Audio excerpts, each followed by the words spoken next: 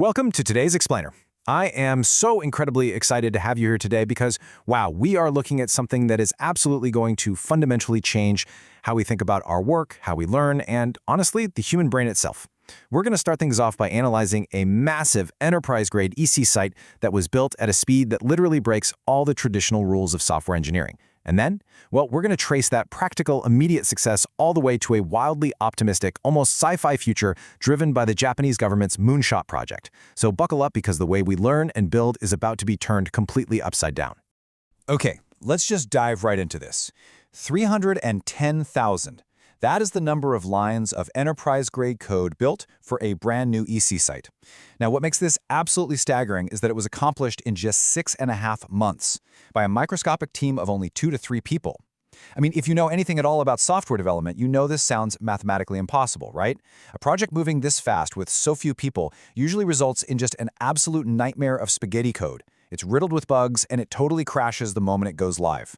So the obvious question we have to ask is, how on earth did they avoid that fate? Well, to prove this wasn't just some crazy fluke, let's take a look at the raw data from this EC site project. Because we aren't just talking about volume here, we're talking about a relentless pace. Over 2,200 total commits. That actually averages out to more than 11 commits per day, with over 300 merged pull requests. But here's the kicker.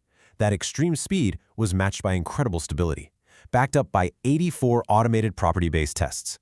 So they didn't just build some flimsy prototype. No, they built a fully functional, highly complex, and perfectly stable platform at a pace roughly 3 to 5 times faster than a standard, well-funded development team. Just wild. Which brings us to our first major topic, why AI adoption typically fails, and the trap of thinking you can just ask AI to code. To really understand this EC site's massive success, we first have to understand why normal AI development completely fails. Because, let's face it, most teams trying to use AI hit a massive brick wall. They've fallen into this trap of believing the best way to use AI is to just ask it to write code. But honestly, throwing a prompt at AI usually results in fragile, completely unmaintainable code. Even if you just ask it to refactor existing work, it often totally breaks the original business intent. Why? Because the AI doesn't know the reason the code was written that way in the first place. Whether it's pair programming or prototyping, it almost always leads to lost context and exploding technical debt. And all of these traps, they point to a single root cause, a total lack of predefined specifications. Without context, AI is basically just rapidly stacking bricks without knowing what kind of house it's supposed to be building. So how do they fix it? That leads us to the EC site success factor, spec-driven development, or SDD. This right here is the paradigm shift that made the EC site such a resounding success. They completely avoided all those usual traps by using this framework called spec-driven development. Basically, instead of writing code first, they flipped the script completely and used AI to write the specifications first. Let's walk through exactly how this operates because it's brilliant. Step 1. The AI drafts the actual requirements and specs. Step 2. The human engineers completely stop writing code. Literally, they stop. Instead, they act as a strict approval gate. They read the AI specs and say, yep, this meets our business goals, or nope, you missed this edge case. Only after that rigorous approval process do we finally reach step 3, where the AI goes ahead and writes the code, along with mathematically sound tests based strictly on those approved rules. And this efficiently illustrates why SSD is just so powerful. Take a look at this real-world example of efficient design from the project Graceful Degradation. When they were building the system, the human approved a very specific rule in the AI's document. If the recommendation API times out, do not panic and throw a 500 server error, which, would just turn the user's screen completely white. Instead, silently display default items so the customer shopping experience isn't interrupted at all. Because this specific context was locked into the spec super early on, when the API actually did fail in production, the AI had already implemented the fallback flawlessly. The customer impact was absolute zero. That is a real game changer. And, this completely changes what it even means to be a software engineer today. As this quote captures perfectly, humans are no longer creators, they are judges. Think of it like using a matching app on your phone. You aren't actually building the profiles, you're just casually swiping right for approved or swiping left for rejected on the specifications the AI hands you. The senior engineer's value is no longer in their ability to manually type out syntax, but entirely in their ability to govern the rules and provide that deep architectural context that the AI naturally lacks. So just to summarize this sheer efficiency, Traditional AI focuses purely on the coding phase, right?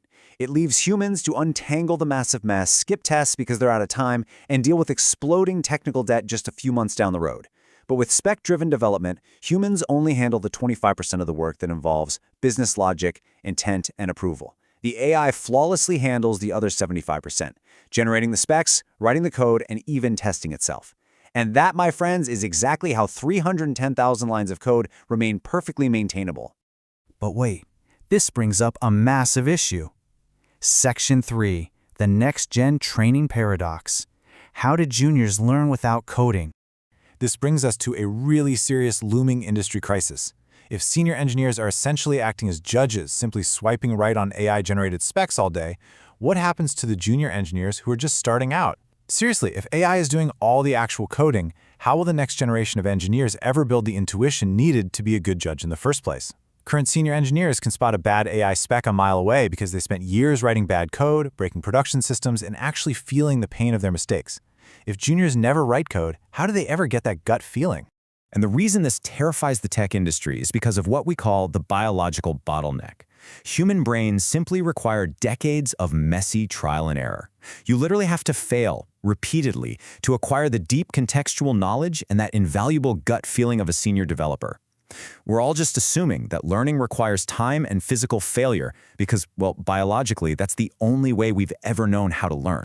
So how do we fix it? Section 4, the visionary solution. The Japanese Cabinet Office's Moonshot project. What if that biological limitation is about to become a thing of the past? To solve this paradox, we need to shift our perspective from the software of today to a wildly optimistic, visionary future.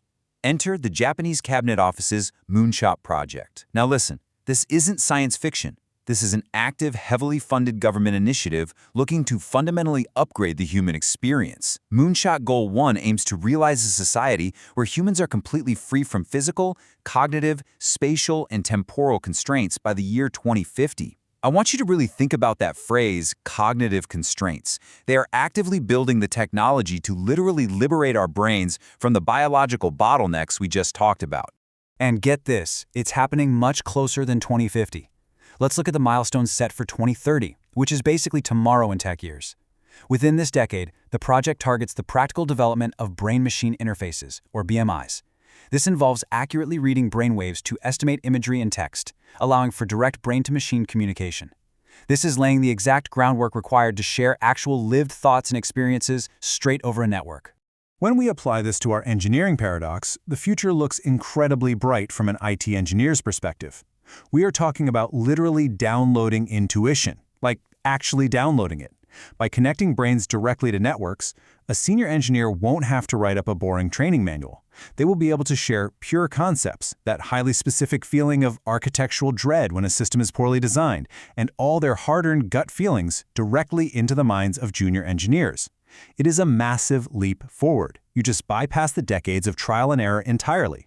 So the crucial point here, and what's really interesting about this slide, is how beautifully this solves our problem. Our biological past required decades of painful individual failure just to learn context. But in this networked future, context and intuition are shared instantly. A junior engineer can instantly upgrade their cognitive abilities to top-tier levels by literally downloading the context of a senior engineer. It entirely redefines what the word learning even means for us as humans. Okay, but there's one final, ultimate twist to all of this. If human intuition, context, and that gut feeling become raw data transferred over a network via brain-machine interfaces, AI can download it too. Think about that for a second. The entire reason we needed spec-driven development and human judges for that EC site was because AI lacked human intent. But in a future where AI directly internalizes our context straight from our brains, we won't even need to write specs or swipe right on a matching app anymore. The AI will perfectly and instantly understand exactly what we intend to build. Which leaves us with this final provocative thought to take away from today's explainer. From the incredible efficiency of AI-built EC sites today, to a totally frictionless future where our brains connect to machines and AI instantly builds whatever we vaguely imagine, without us ever typing a single line of code or reviewing a single spec. In that incredibly bright, constraint-free world, where do we find true human creativity? What becomes our core purpose when the friction of creation is reduced to absolute zero? It's a fascinating, incredible future for engineering, and it's up to us to decide how we're going to thrive in it. Thank you so much for joining me on this explainer, and I will see you next time.